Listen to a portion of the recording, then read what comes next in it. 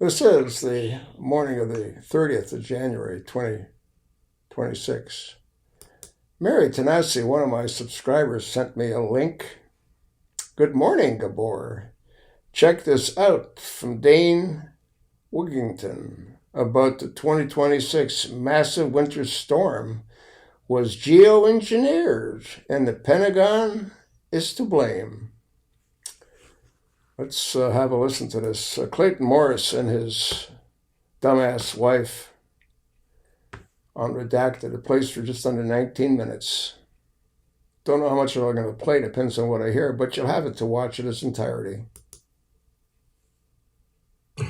Well, right now, about 1 million Americans are still without power, if you can believe that, after that brutal winter storm brought massive snow and ice to much of the United States. Was the government or NGOs involved in some sort of a massive cloud seeding chemical geoengineering operation prior to this weekend's storm? Well, look at eyewitness reports all over the country. It doesn't take much to actually find them, reporting the same thing, all reporting the same thing.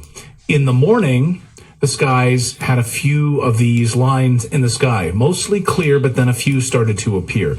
Then by 10 a.m., more and more started to appear all across the skies. Then by 1 p.m., more and more, look at that, more and more start appearing above the skies. And then 3 p.m., again, more of these lines in the skies. And then, of course, we saw what happened, a massive, really devastating storm. We still don't know the effects or how much of this, the fallout. We don't have the power outages. What will be the total death count? What is the operation here? Dane Wigington is the leader over at geoengineeringwatch.org, and he has been looking at this storm and all of the pieces of this that have gone into making this storm happen over the past few days, and one of our favorite guests to have back here on the show. Dane, welcome back to the show. Great to see you. Thanks, Clayton. Thanks, Natalie. And first, to answer the question, is the storm engineered? Yes, absolutely, 100% top to bottom. I'll get to that, but if I can back up that formerly incredibly important conversation you just had with Colonel Davis. And Natalie, I could not agree with you more on your assessment, your anger at the situation. And Iran, whatever we think of their culture or their government. Look at Clayton Morris, the way he's blinking all the time. He's doing like one of these, huh? I mean, take a look at him. And his gorgeous wife. They have not invaded another country for 250 years. And so, again, the amount of deception going on is mind-numbing. And let me weave that into climate engineering. I think he's got some kind of physical condition going on with his blinking. I think I mentioned this previously. But take a look at it. I mean, it's crazy. We know Iran has been the victim of climate engineering weather warfare for at least 4 decades.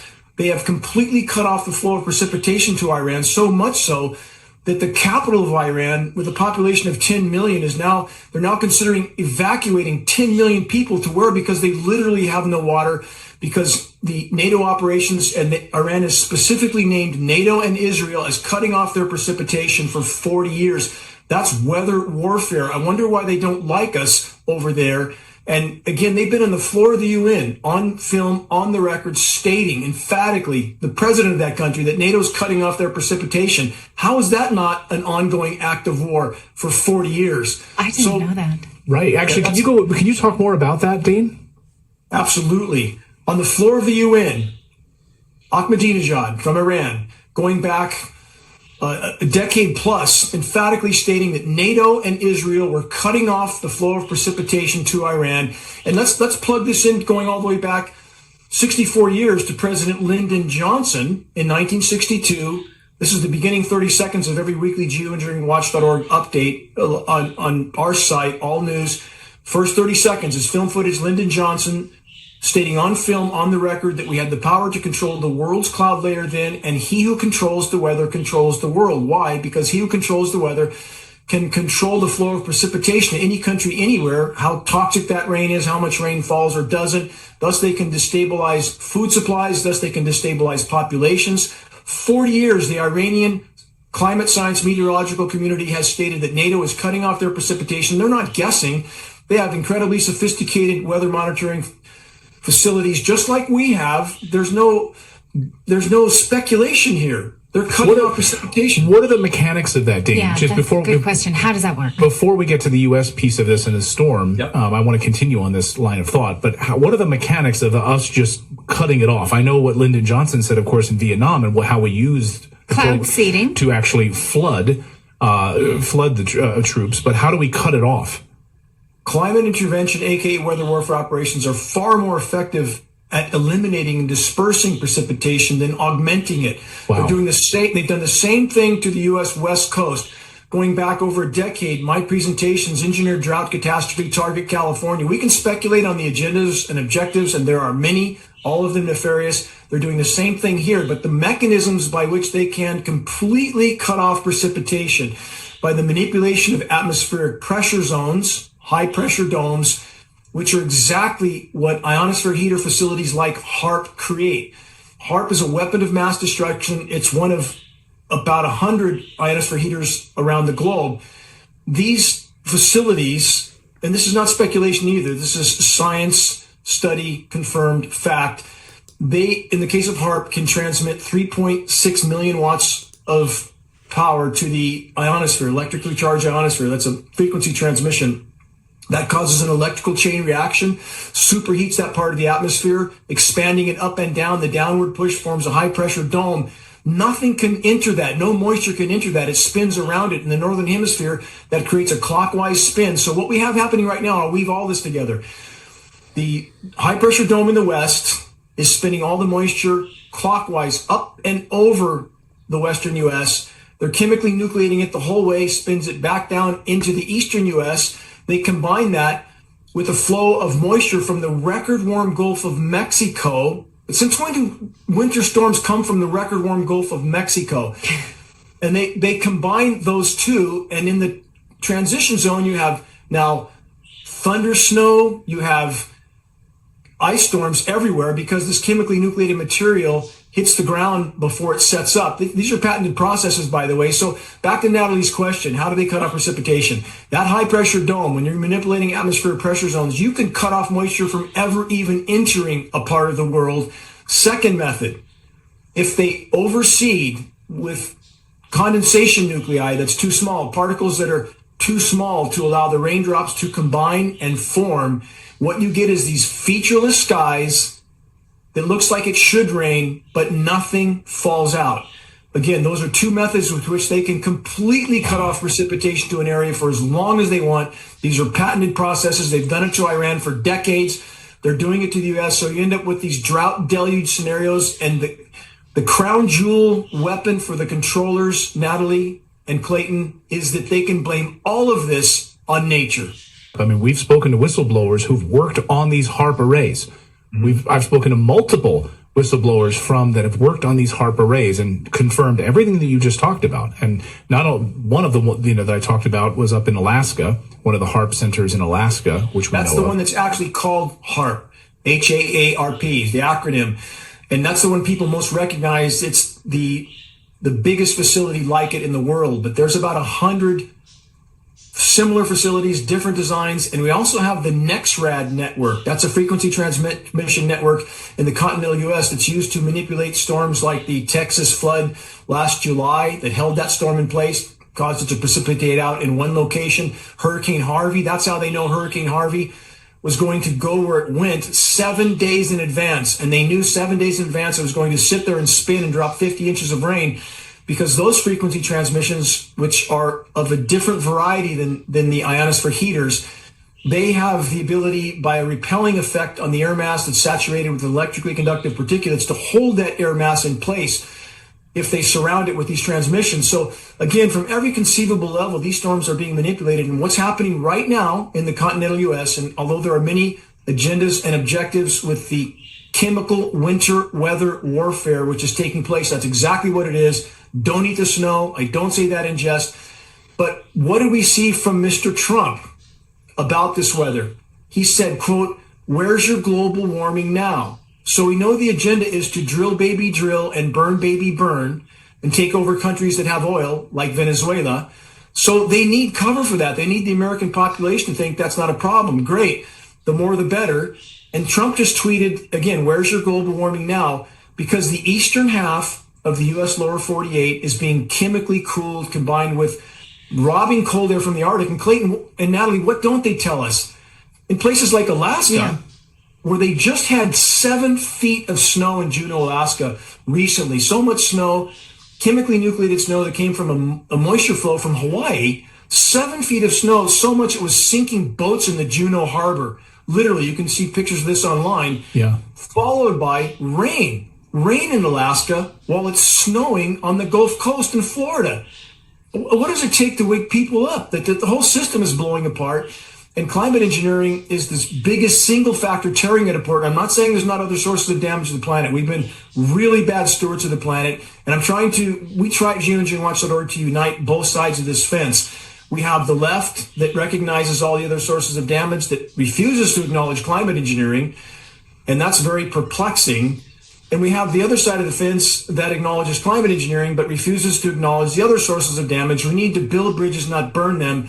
And this mantra, which we try to instill at geoengineeringwatch.org, I use this with legislators that I'm working with all over the country. How can we have any legitimate discussion about climate, anything from any perspective, without first and foremost addressing the climate engineering elephant in the equation? I mean, as you're saying this about NATO and allies robbing Iran of water. Yep. And you think back to last year, Netanyahu holding these clean glasses of water as a taunt to Iranians, saying, overthrow your government and you will have this. Does this not hearken to the Hunger Games? President Snow eating steak in front of these starving people as a result of his own... I can't. That's diabolical to think of. Get rid of your regime and you can have this water. We'll simply flip it back on for you. I can't believe we're watching this. I cannot believe we've seen it. I mean, to me, that seems further proof that NATO and allies know it. I mean, they're using it. Yeah. Thank you for being so observant, Natalie. I saw that when it happened. That is exactly what that was about. That is exactly the message he was sending with that little display of his. And again, this is, when people wave their flags pretending to be patriots here and going along with anything that the powers that shouldn't be do, they should get a clue about what's going on around the world and why so many people in so many countries have so much disdain for what we've done there. Whose military bases in everybody's backyard or on their border, and who's doing the most bombing of who where? I mean, again, Iran has not invaded another country for about 250 years. Who's the aggressor in this equation? Right. When you look at the fallout from this storm in the United States, and you saw, if you were online, you saw so many people sharing the same images, like we just showed you of these chemicals in the sky. And as the days progressed, but right before the storm, they were getting more and more prominent, and all of these aircraft going back and forth across the skies. I had reports coming in like crazy. I'm sure you did, way more than anybody else. I guess, like, how do you piece this all together? Because it was widespread. I mean, it was all the way, from the East Coast all the way into the middle of the country. Who's powerful enough to carry this out? Running through NGOs, the United States government in collaboration with them through these NGOs. Let me just play this real quick. Here's President Trump acknowledging these types of being sprayed in the skies, talking to RFK Jr., hoping he'll get to the bottom of it. Watch. So there's something wrong. There's something wrong. We've done something wrong. There's something, you're going to figure it out. Maybe it's a spray that we spray all over the place that nobody else does. Other countries. Yeah.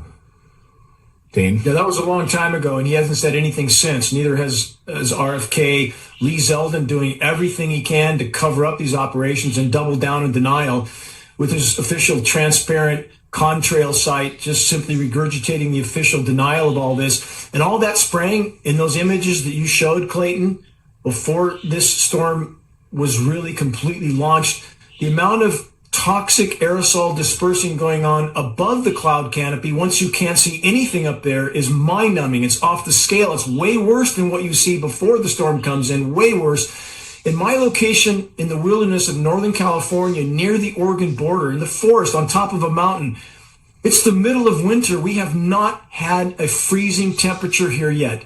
It has not frozen here yet.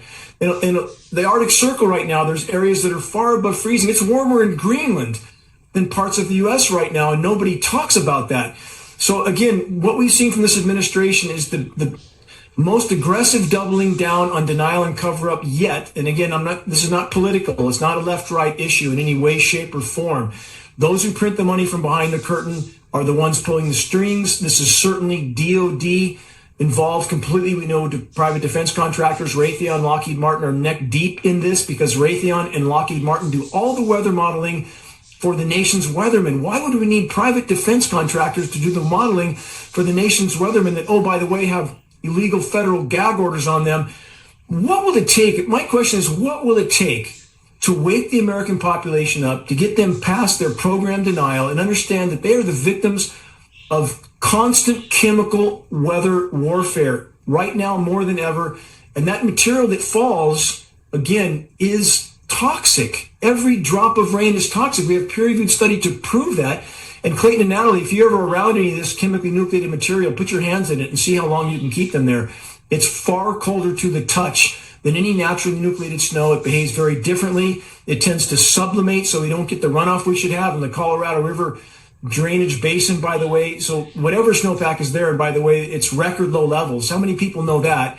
Well, we're in Colorado, and it's unbelievable. People, people who've lived here their entire lives. I mean, this is the least amount of snowpack, the least amount of snow that they've seen in their lifetimes in Colorado. See, Americans don't realize this because this is part of the psychological operation of all they show on media is cold, cold, cold, snow, snow, snow. They'll show Erie, Pennsylvania, Buffalo, New York, where they pile up snow in what amounts to an atmospheric snow blowing machine with atmospheric pressure zone manipulation. They can manipulate surface wind flows, zonal wind flows, so they create wind blowing ferociously across the Great Lakes, the record warm Great Lakes. They chemically nucleate that and pile up mountains of snow in a few isolated locations, and that's all they show on media. They don't show the snow drought in the Rockies and Colorado.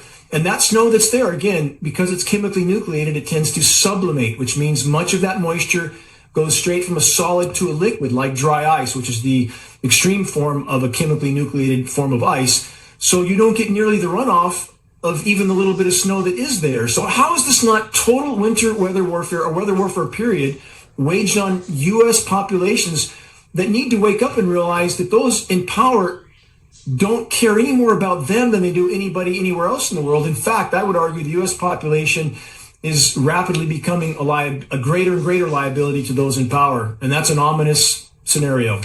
Can you, I want to know more about this. I see it here, 2012 claims by Ahmadinejad that their clouds are being manipulated.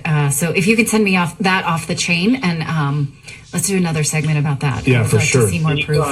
And that's the tip of the iceberg. We've had this being conducted against countries around the world for decades, and behind closed doors, this is the hammer with which the power structure has threatened those governments to allow U.S. occupations, or they will cut their reign off indefinitely. And this is, again, the crown jewel weapon of the military-industrial complex, and has been for many, many decades. Americans need to wake up to what's going on in our skies. And thanks so much to you, Clayton and Natalie, for your consistent, credible coverage of this most dire issue. Mad as snakes. Yeah, thank you, Dane. Just before we let you go, Miss Old School in our chat room says, I saw red and blue things moving in the rain and snow when I took samples and put it under a 300x microscope. And have you heard of that before? We have a lot of rain samples that are alarming. We don't know the totality of what's being put in this mix at any given time. We do know we have polymer fibers and graphene in the mix. And both of those elements are used militarily as biological carrier platforms to carry a pathogen from the clouds to the ground. We know this with certainty. What's that doing in our rain, and what might they spray on us at any point in time if they feel they're truly losing control?